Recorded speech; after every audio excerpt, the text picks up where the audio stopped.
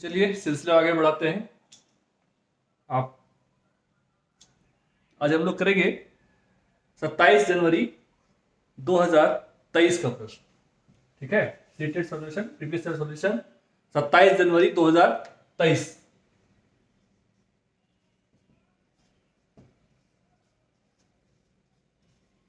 चलिए, और अब एक लाइन बनाएंगे। अब ज्यादा उतना ये नहीं करना है। ठीक है, आप लोग सब बहुत अच्छे समझ चुके हैं। अब हम लोग एक लाइन में प्रयास करेंगे। जो भी लिखेंगे एक लाइन लिखेंगे, उत्तर फटाक से लिखेंगे। देखिए सवाल नंबर 31 क्या है। सवाल नंबर 31 है हमारा, क्या है, 32 किलो को समान रूप से 6 बंदरों में बांटा गया, कितने किले शेष रह जाएंगे। चलिए, ये आपका सीटेट का लेवल है। देखिए अब आपको समझना है। 32 केला है हमारे पास, 6 बंदरों में बांटा गया, 6 पंचे 30 और लास्ट में रह गया दो केले शेष बचेंगे। उत्तर हो जाएगा हमारा सी। ठीक है, अब आइए 32 नंबर पे। 32 नंबर सवाल क्या कहता है, यदि एक विद्यार्थी 2 अंकों की किसी संख्या, किसी में भी कोई भी क्वेश्चन में उठाइए ना, सीटेट का कोई भी क्वेश्चन में आप ले लीजिए, सारे में सेम क्वेश्चन मिलेगा। 27/1/2023 वाला देखिए।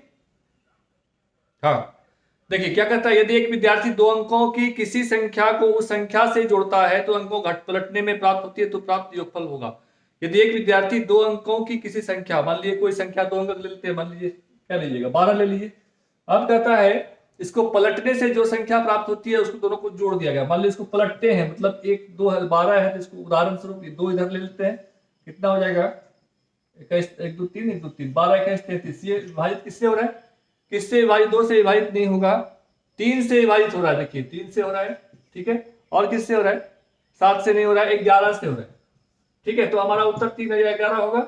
अब देखिए, तो मान लीजिए एक थो से आपको पूरा जो है इसका सॉल्यूशन नहीं मिलने वाला, आपको बगल बगल में ले लीजिए, बगल में लिए 13। ठीक है, और फिर क्या ले लीजिए, उल्ट पलट दीजिए, ये हो जाएगा 31। तो 3 1 4 3 1 4, ये देखिए, तो ये 3 से विभाजित 13, 11 से विभाजित हो रहा है। ठीक है, इसका मतलब हो गया कि हम किसी संख्या को उस संख्या के पलट करके जब जोड़ते हैं वो संख्या 11 से विभाजित हमेशा हो जाएगा। उत्तर हो जाएगा कौन सा, जो कि हमारे डी ऑप्शन में है।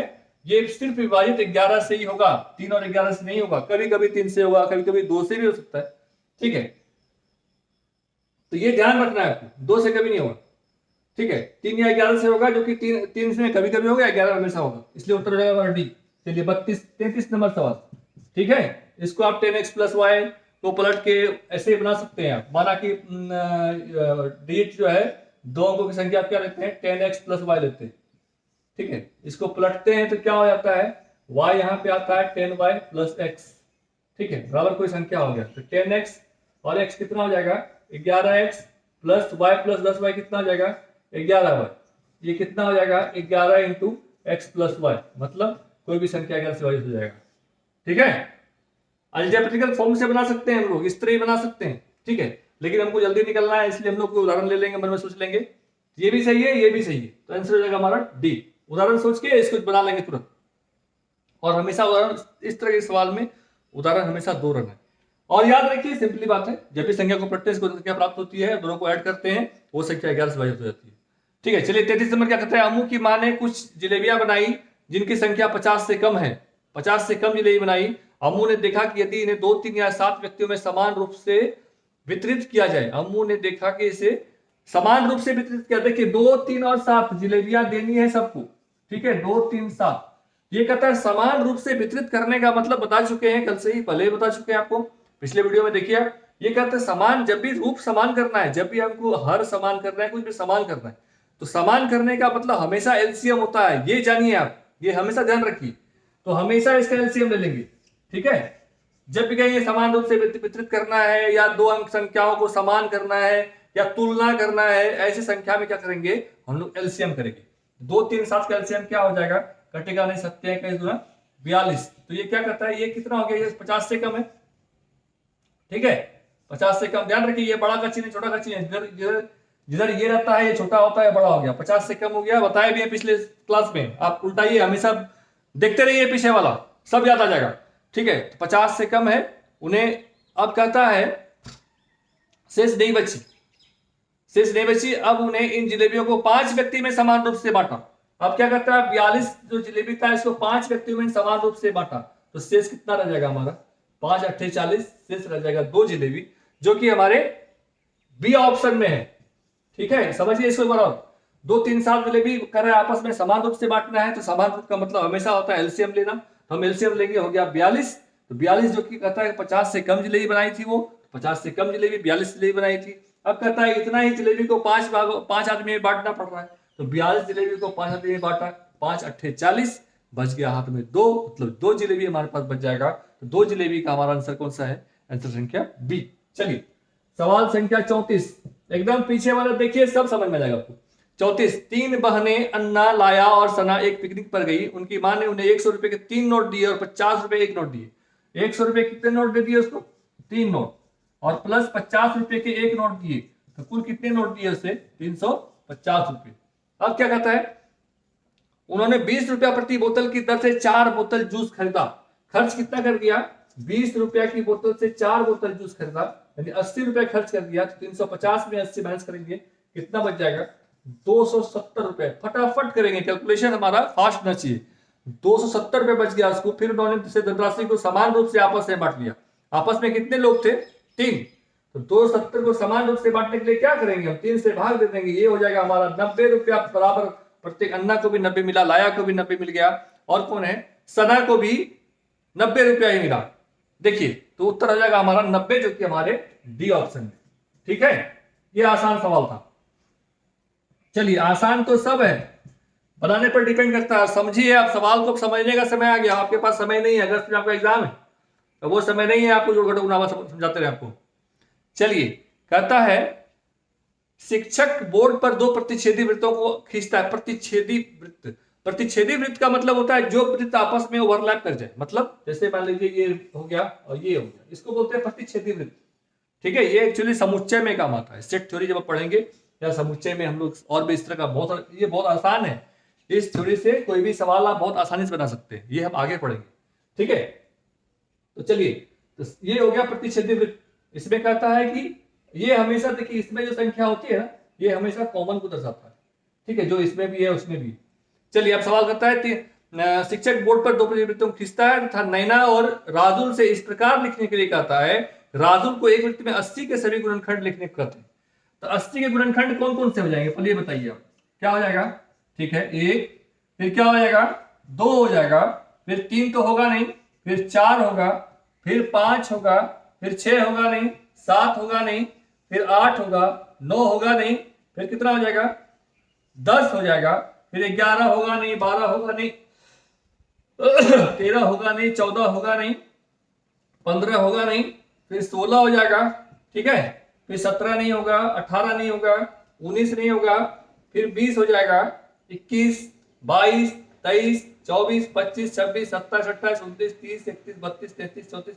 हम लोग हमेशा ट्रैक बनाते रहेंगे, या इसको, ठीक है, या इसको ऐसे भी कर सकते हैं आप। 1 गुना 80 कर दिया, 1 हो गया। ठीक है, 2 गुना 40 कर दीजिए, 2 हो गया। 3 गुना नहीं होगा, ठीक है, तो 4 गुना फिर 20 कर दीजिए। ठीक है, फिर 5 गुना 16 कर दीजिए। ठीक है, 6 से नहीं होगा, 7 से नहीं होगा, 8 से होगा, फिर 8 गुना 10 हो गया। ठीक है, 9 नहीं होगा, 10 तो हो गया, 8 9 10 हो गया, फिर 11 नहीं होगा, 12 13, फिर वापस आ गया। तो कौन कौन सा हो गया हमारा यहाँ पे? 1 2 4 5 8, 1 2 4 5 8। अब देखिए 10 10 16 20 40 80, 10 16 20 40 और 80। ठीक है, और एक कौन सा कहता है? एक कहता है 110 की, दूसरा कह रहा है कि 110 के सभी गुणनखंडों लिख दिया गया। अब देखिए 110 का गुणनखंड क्या हो जाएगा? 1 तो गुने 110 तो हो ही जाएगा। ठीक है, अब क्या हो जाएगा? 2 गुने 55 भी हो जाएगा। ठीक है, 3 से ये कटेगा नहीं। ठीक है, 4 से होगा नहीं, 5 से फिर हो जाएगा, तो 5 गुने 22 हो जाएगा। ये सब देखते हुए करना है, ये सब बता चुके हैं तरीका आपको, कि देख के आप बता सकते हैं कि कौन सा किससे कटने वाला है। 5 से होगा, 6 से होगा नहीं, 7 से होगा नहीं, 8 से होगा नहीं, 9 से होगा नहीं, फिर 10 से होगा। हाँ ठीक है, 10 से हो गया, फिर तो वापस आ गया 10 से 11। तो कौन कौन सा गुणनखंड हो गया इसका? कौन कौन गुणनखंड हो गया? हाँ, 1 हो गया, 2 हो गया, 5 हो गया, 10 हो गया, कितना हो गया? फिर उधर से आएंगे, 11 हो गया, 22 हो गया, और 55 हो गया, और 110 हो गया। देखिए यही से ले रहे हैं हम, कहीं ऐसा नहीं है अलग से लिख रहे हैं हम। ठीक है, 1 हो गया, 1 हो गया, 2 हो गया, 5 हो गया, 10 हो गया, फिर ये 11 यहां कर लेंगे, 11 हो गया, 22 हो गया, 55 हो गया, 110 हो गया, ये हमारा गुणनखंड हो गया दूसरा नंबर।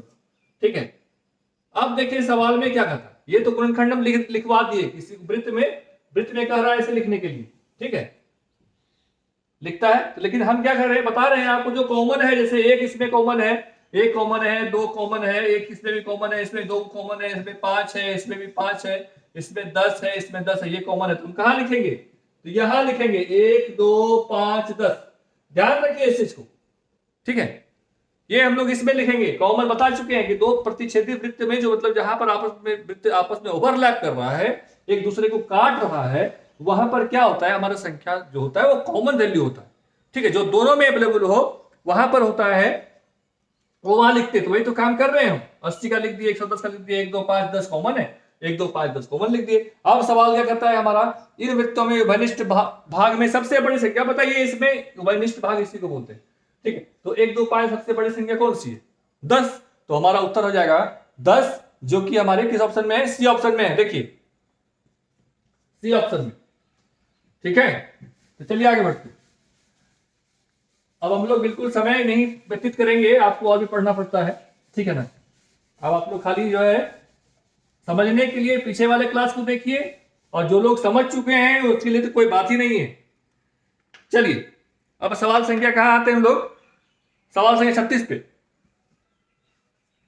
देखिए फिर से सिंपल सवाल है, कोई ऊपर वाला सवाल नहीं है। 36 नंबर सवाल कहता है 276578 276 578, इसमें कहता है 7 के स्थानीय मानों का अंतर क्या है। ठीक है, तो बस कुछ नहीं है इसमें, 7 के स्थानीय मानों का अंतर निकालना है।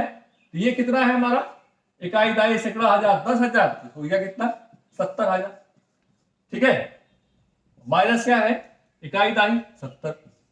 ठीक है, इसको माइनस कर लीजिए, जो भी उत्तर होगा वो हमारे, देखिए लास्ट में, अब देखिए लास्ट में 70 और लास्ट वाला ऑप्शन देखिए माइनस करेंगे। अब जब माइनस कीजिएगा, 0 में 0 गया 0, और 10 में 7 गया 3, देखिए लास्ट में इसमें 30 होगा, आंसर वही हो जाएगा।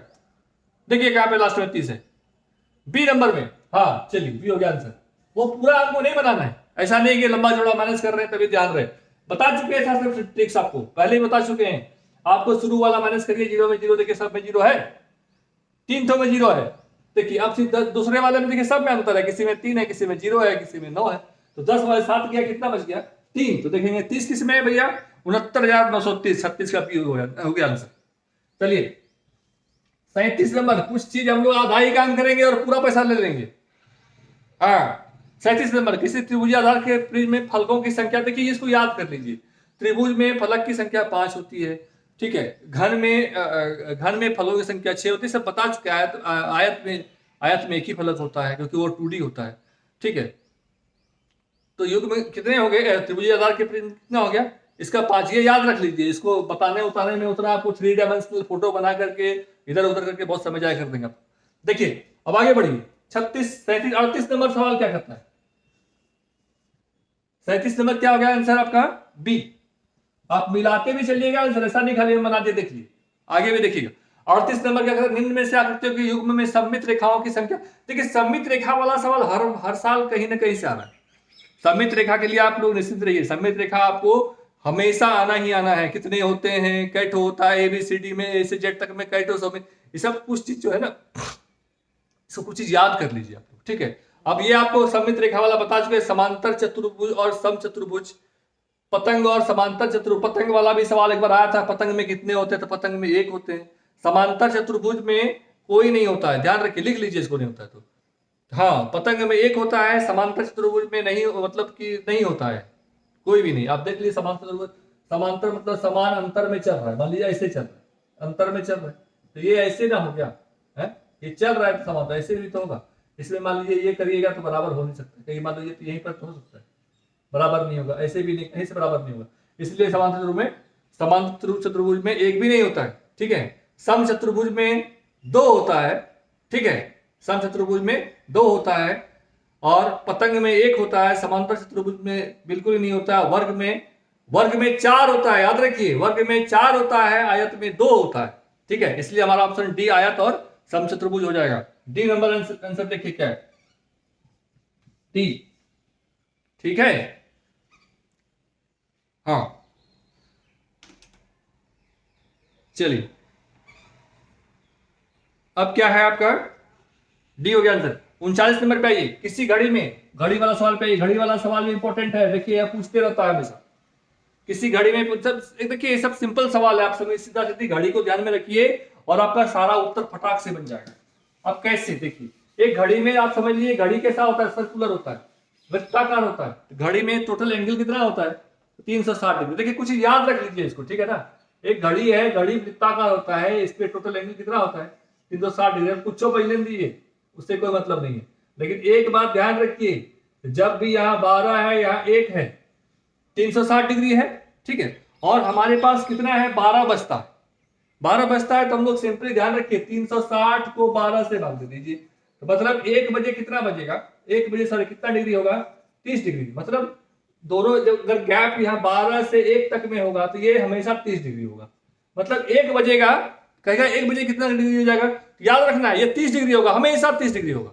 अब कहता है 7 बजे, यदि कहता है 7 बजने पर उसके घंटे और मिनट की सुइयों के बीच के दो कोनों का माप क्या होगा। तो कहता है कि 7 बज रहा है, तो 7 यहां बजता है, तो कहता है कि 7 बजने में क्या होगा, यहां पर क्या होगा, घंटा का सुई रहेगा और यहाँ मिनट का सुई रहेगा, ठीक है। ये हो गया घंटा का सुई, ये हो गया मिनट का सुई। तो हमको ये पूरा निकालना है। तो देखिए क्या बताया अभी आपको, तो 1 डिग्री में 30 होता है, तो 7 में सॉरी 1 बजने पर 30 डिग्री होता है, तो 7 बजने में कितना हो जाएगा, 210 डिग्री, ठीक है। अब इसी में तो एक 210 डिग्री हो गया, और दूसरा वाला कितना हो जाएगा, 360 डिग्री माइनस 210 डिग्री कितना हो जाएगा, 150 डिग्री, ठीक है। ये हमारा उत्तर हो जाएगा 210 डिग्री घंटा का सुई रहेगा, 150 डिग्री मिनट का सुई रहेगा। तो कौन सा में है, 39 नंबर में। देखिए सी नंबर में इसका उत्तर, देखिए इसका एक फॉर्मूला भी है, फॉर्मूला चाहिए तो आप लिख लीजिए, कौन बराबर होता है, यहां लिख लीजिए, इसको लिख लीजिए। कोई मान लीजिए आपको दे दिया 10:30 9:30, इसमें आपको प्रॉब्लम हो सकता है, वैसे कोई खास प्रॉब्लम नहीं होगा। आप कल इसको याद रखिए, 30 डिग्री से मल्टीप्लाई, आपको जो पूछा जाता है वो बस इसी यही लेवल का पूछा जाता है कि 7 बजे कितना हो जाएगा, 4 बजे कितना हो जाएगा, घंटा कितना, मिनट का सुई में कितना रहेगा। ध्यान रखना है घंटा और मिनट के सुई पर ध्यान रखना है, घंटा मिनट, घंटा का सुई हमेशा जो बजता है वो घंटे के सुई पे होता है, और जो घूमता है वो मिनट के सुई पे होता है, उसको मिनट सुई बोलते हैं। अब कह रहा है 7 बजने में कितना हो जाएगा, तो 30, 1 डिग्री में 30, तो 7 डिग्री में सॉरी 1 बजने पर 30 डिग्री, तो 7 बजने पर 30 सत्ते 210 डिग्री, 360 डिग्री तो होता है हमारा पूरा। तो 360 डिग्री में यहाँ पे 360 डिग्री आता है, तो 360 डिग्री में कितना बच गया, ये अगर 210 हो जाएगा, ये कितना हो जाएगा, माइनस कर देंगे हम लोग सीधा सीधे, और ये हो जाएगा 150 डिग्री। ये आपका उत्तर हो गया। और आप लिख लीजिए इसका कोण बराबर होता है प्लस और माइनस हाफ इंटू, लिखिए इसको याद रखिए 60h, h मतलब होता है घंटे की सुई, माइनस हो गया आपका 11 मिनट, ठीक है। ये मतलब हो गया मिनट की सुई, ठीक है। तो ऐसे ही बना सकते हैं, ठीक है, लेकिन ये बहुत लंबा प्रोसेस हो जाएगा, इसलिए आप लोग इसी को अप्लाई करिए। जितना बचता है, जितना बजे मांगता है, उसको 30 से ज्यादा मल्टीप्लाई कर दिए। अगर 7:30 बजे खोजता है तो 30 सत्ते 210, और 30 का आधा 15, मतलब 225 डिग्री हो जाएगा। याद रखिए, ये भी बना सकते हैं, लेकिन ये सबसे आसान है, ये जल्दीबाजी के लिए है। आपको सवाल इसी से पूछा जाएगा। तो 40 नंबर पे आइए, क्या कहता है, एक ऐसी आकृति को ढकने के लिए 1 सेंटीमीटर भुजा वाले वर्गाकार टिकटों की कितनी न्यूनतम संख्या की आवश्यकता होगी। तो 4 सेंटीमीटर और 6 सेंटीमीटर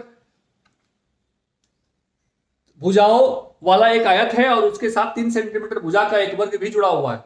कहता है देखिए एक वर्ग है और एक आयत है, दोनों जुड़ा हुआ है। तो 1 सेंटीमीटर भुजा वाले टिकट को साथ में लिफाफ मानिए आप, आयत मतलब लिफाफ समझिए, ठीक है।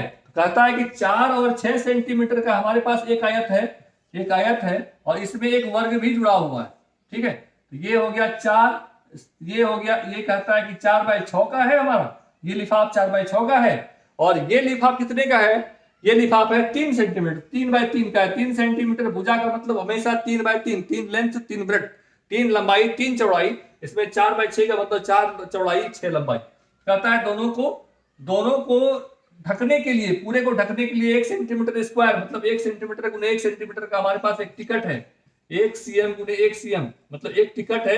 इसका कितना है, ये कितना है, माप कितना है, 1 गुना 1, ये इतना मीटर का कई बार ढकाएगा। कैसे बनाएंगे, तो सीधा सीधी क्या करेंगे जी, बिल्कुल। परिमाप का मतलब होता है बाहरी किनारों का योग, ठीक है। ये लंबाई चौड़ाई इसका योग होता है। परिमाप कैसे निकालेंगे, नहीं, ठीक है, तुम बोला लगभग। लेकिन देखो हमको क्या करना है, हमेशा इसको पूरे को तो छापना है। पूरे को छापने का मतलब क्या हो जाएगा, पूरे को छापने का मतलब हो जाएगा हमेशा इसका हम लोग वर्ग पर बात करेंगे। ठीक है, पूरा खत्म करना है, समूचा भरना है, एक डब्बा में पूरा भरना चाहिए, घन हो गया। एक अखबार को पूरा छापना चाहिए तो आयत का क्षेत्रफल हो गया। ध्यान रखिए, ठीक है, ये याद रखिए आप। तो ये कितना हो गया, 4 छके 24, और ये कितना हो गया +9 बराबर कितना हो गया 33। क्योंकि हमारा एक टिकट का कितना है, 1/1 है, 2/2 होता तो भागा 2/2 करते, 1/1 है तो 1/1 करेंगे। ठीक है, कितना हो जाएगा 33, जो कि हमारे किस ऑप्शन में है, सी ऑप्शन में है। चलिए आगे बढ़ते, समझ में आया? हाँ, अब तो फटाफट आपको समझ में आएगा।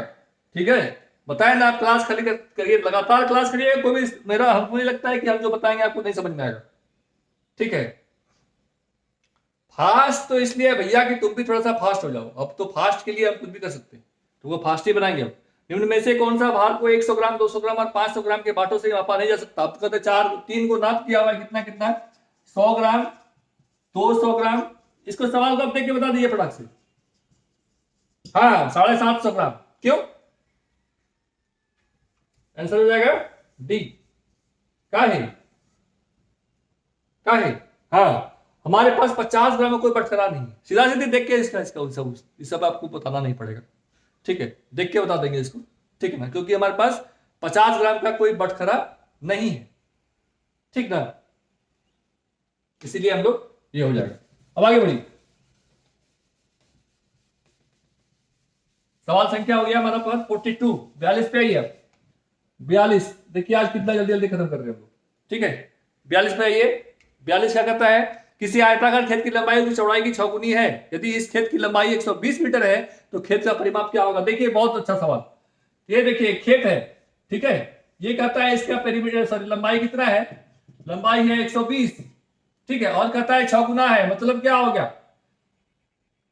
अब आप लोग समझ पा रहे हैं। देखिए 6 गुना का मतलब हो गया, अगर लंबाई और चौड़ाई यही तो है हमारे पास, तो लंबाई कहता है अगर 6 है तो चौड़ाई है 1, यही तो हो गया 6 गुना। हाँ, अब आप लोग पकड़ रहे, देखिए अब आप लोग समझ गए। बस मैथमेटिक्स में यही सीख लेना है। ठीक है, लंबाई अगर कहता है कि लंबाई चौड़ाई की 6 गुनी है, 6 गुना है मतलब 6वां भाग है, मतलब चलिए ठीक है, लंबाई अगर 6 हुआ तो चौड़ाई कितना हो गया हमारा 1 है। उसी प्रकार कहता है कि नहीं, अब बताइए लंबाई कह रहा है कि 120 है तो कितना चौड़ाई हो जाएगा 20। सही, चलिए चौड़ाई मिल गया हमको, ये लंबाई मिल गया, ये चौड़ाई मिल गया। परिमाप निकालने के लिए क्या करेंगे, 2 गुने 120 प्लस 20 लिखे पढ़ेंगे नहीं, डायरेक्ट लिखेंगे 12 2 14, 140 गुना 2, 280 सेंटीमीटर स्क्वायर, या जो भी है, जो भी इकाई का स्क्वायर है। देखिए कहां पे ये आपके सॉरी परिमाप हमेशा हाँ सॉरी गलत, 280 मीटर हो गया सर। हाँ, क्षेत्रफल होता है स्क्वायर। हाँ, गलती हो गया भैया, अरे हम भी उतना पढ़े लिखे थोड़े, कभी कभी मिस्टेक हो जाता है। चलिए अब देखिए 43 में आते हैं 280, समझ गया इसको आप? पहले सीधा सीधा समझिए कि लंबाई चौड़ाई की 6 गुनी है, लंबाई चौड़ाई की 6 गुनी है, कहने का मतलब चौड़ाई अगर 1 है तो लंबाई 6 है। हमारे पास दिया हुआ है कि लंबाई हमारे पास 120 है, तो चौड़ाई कितनी हो जाएगी 120/6, यानी कि 20 हो जाएगी। अब परिमाप निकालने का है, परिमाप का मतलब होता है 2 गुना लंबाई प्लस चौड़ाई। लंबाई 120 है, चौड़ाई 20 है, 120 20 140 और दूना 280। चलिए, जो कि हमारे किस ऑप्शन में है, बी ऑप्शन में है। चलिए बी हो गया आंसर। अब चलिए सवाल संख्या कितना पे आते हैं हम लोग, 43 पे, 43 क्या कहता है किसी दुकानदार द्वारा किसी सप्ताह के 6 क्रमागत दिनों में बेची गई किसी विशेष वस्तु की संख्या नीचे दर्शाए अनुसार है। एक तालिका दी हुई है, रविवार को इतना, सोमवार को इतना। ठीक है, उपयुक्त दिनों की अवधि में इस वस्तु की बिक्री का परिसर क्या है? परिसर समझिए। अब देखिए मध्य माध्यिका, बहुल बालिका, ये सब समझ में आ गया होगा आपको। मध्य माध्यिका बता चुके हैं, बहुलिका में समझा चुके हैं, औसत भी आप समझ चुके हैं। अब देखिए नया चीज है, परिसर, रेंज बोलते हैं इसको। कहां से कहां तक, नीचे से ऊपर तक की तो के अंतर को परिसर बोलते हैं। रेंज क्या कहना है कि तुम्हारे नहीं कहता है कि तुम्हारा बंदूक का क्या रेंज है, तो कहेगा क्या, हमारा बंदूक का रेंज जो है 50 मीटर है। तो क्या मतलब हो गया, हम जहां से खड़े हैं वहां से 50 मीटर तक वो मार सकता है, यानी हम अगर 0 मीटर पे, तो हम जहां पर खड़े होते हैं उसको हमेशा 0 मानते हैं, शून्य मानते हैं। वहां से आगे बढ़ गया तो 50 मीटर, रेंज कितना हो गया? 50 मीटर हो गया। ठीक है, तो क्या हो गया? न्यूनतम से अधिकतम। तो क्या कहता है सवाल? उपयुक्त दिनों की अवधि में इस वस्तु की बिक्री का परिसर क्या है? वस्तु की संख्या जिसमें सबसे अधिक मान है उस मान को ले लेंगे, और जिसमें सबसे कम मान है उस मान को माइनस कर देंगे। देखिए प्रथम में सबसे अधिक कितना है? 350। तो परिसर कैसे निकलेगा? 350 माइनस कितना हो गया? सबसे छोटा कौन सा है? 120। तो कितना हो गया? 230। तो परिसर का मतलब पहले आप समझ लीजिए, परिसर का मतलब हो गया अधिकतम, जो सबसे अधिक संख्या है या जो भी है अधिकतम, माइनस न्यूनतम, इसको हम लोग कहते हैं परिसर। ठीक है, हाँ शायद खत्म हो गया ये। ठीक है, अधिकतम माइनस न्यूनतम, इसको कहते हैं परिसर। Lower range, upper range minus lower range equal to range. चलिए, ये सवाल हो गया 43। अब आते हैं 44 पे। 44 क्या कहता है? प्रथम 5 भाज्य संख्याओं का औसत। देखिए भाज्य अभाज्य, प्रथम अभाज्य संख्या, सबसे छोटी अभाज्य संख्या प्रथम अभाज्य संख्या या सबसे छोटी अभाज्य संख्या हमेशा 2 होती है, ध्यान रखिए। ठीक है, याद रखिए इसको। और प्रथम अभाज्य संख्या, प्रथम भाज्य संख्या या सबसे छोटी भाज्य संख्या, यह हमेशा 4 होता है। इसको आप याद रखिए, कॉमन सवाल हो सकता है, पूछ सकता है कि सबसे छोटी भाज्य संख्या को लिखिए या प्रथम भाज्य संख्या के बारे में बताइए। प्रथम भाज्य संख्या कितने का वर्ग है, या उसका वर्गमूल निकालें। प्रथम भाज्य संख्या वर्गमूल निकालें। तो हमेशा याद जानना है आपको, प्रथम भाज्य संख्या हमेशा 4 होता है। ठीक है, इसमें कोई नियम कानून नहीं है। अब कहता है प्रथम 5 भाज्य संख्याओं का औसत क्या है? तो भाज्य संख्या मतलब जिसमें एक या अपने से, एक से भाग लगे, अपने से भी भाग लगे और अन्य संख्या से भी भाग लगे। ठीक है, तो 4 हो गया, 6। ठीक है, 5 तो नहीं होगा, 5 हमारा भाज्य संख्या है। फिर 7 नहीं होगा, फिर हो जाएगा क्या? 8। ठीक है, 8 हो गया। फिर 9, 9 भी हो जाएगा। ठीक है, फिर कितना हो जाएगा? 10। ठीक, वाह बहुत तेज हो गए हो आप लोग, सबको ऐड कर देंगे। औसत निकालना है, बताए थे, कुल प्लस संख्याओं की, कुल संख्याओं का योग प्लस कुल संख्या। 1 2 3 4 5, 5 से भाग कर देंगे। प्रथम 5 भाज्य संख्या कौन सा हो गया? 4 6 8 9 10। कितना हो गया? 4 4 10 18 9 27 10, 37/5। ठीक है, 37/5, ये हो गया 5 7 35 और 5 6 20, 7.4। चलिए, समझ में आ गया आपको? हाँ, याद रखना है 4 क्या है। चलिए, आपका निम्न पैटर्न में अगली 2 प्रविष्टियां को लिखिए। पैटर्न क्या है? WTV4। W है, 2 है, V है, 4 है, फिर क्या है? W2V4, U8 T16। U है, 8 है और T है और 16 है। इसके बाद कहता है कौन कौन सा 2 जगह होगा। देखिए, देख के आपको बता सकते हैं। हाँ वाह, बहुत बढ़िया। चलिए, आप लोग सीख गए। हाँ, TUVW है, तो R और S, तो S तो होगा। TUVW इधर से आ रहा है, TUVW, तो यहां क्या हो जाएगा? S। ठीक है, बहुत बढ़िया। अब देखिए इधर से आइए, 2 का 2, 2 दूना 4, 4 दूना 8, 8 दूना 16, 16 दूना 32। तो हमारा उत्तर हो जाएगा 32। चलिए, अब संख्या कितना है? सवाल संख्या। चलिए, खत्म हो गया। चलिए, आज हम लोग यही खत्म करते हैं। देखिए कितना जल्दी खत्म हो गया हम लोगों का।